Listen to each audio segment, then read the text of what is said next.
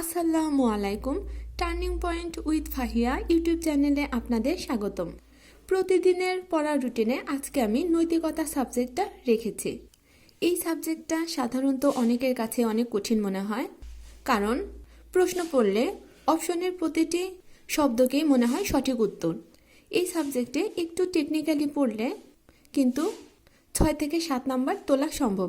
এই বিষয়ে আমি আলাদা একটি ভিডিও করব। ওই ভিডিওটা দেখলে আপনারা বুঝতে পারবেন কোন টপিকস থেকে প্রশ্ন হয় এবং কোন টপিকসগুলো আপনি পড়লে কত নাম্বার তুলতে পারবেন।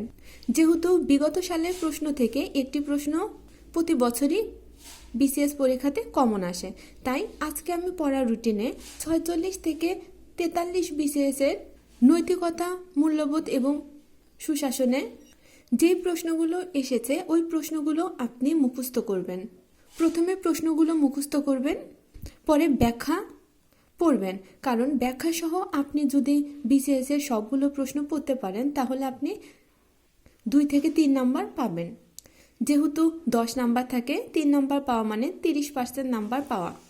গণিতের জন্য সূচক, এই অধ্যায়টা অর্ধেক পড়বেন। সূচক থেকে কিন্তু প্রশ্ন আসে, খুবই গুরুত্বপূর্ণ একটি অধ্যায়।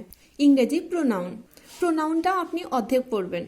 যেহেতু নৈতিকতা সাবজেক্টটা আপনি বিসিএস এর সবগুলো প্রশ্ন পড়বেন, 46 থেকে 43তম বিসিএস এর সবগুলো প্রশ্ন ব্যাখ্যা সহ পড়বেন, পাশাপাশি গণিত এবং ইংরেজিটা রাখবেন।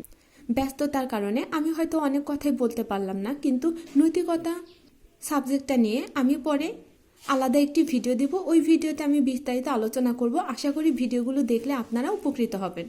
ভিডিওটি দেখার জন্য ধন্যবাদ। আমার ভিডিওটি ভালো লাগলে ভিডিওতে লাইক দিয়ে প্লিজ চ্যানেলটা সাবস্ক্রাইব করবেন আর আপনাদের ফ্রেন্ডসদের সাথে শেয়ার করবেন। আল্লাহ হাফেজ।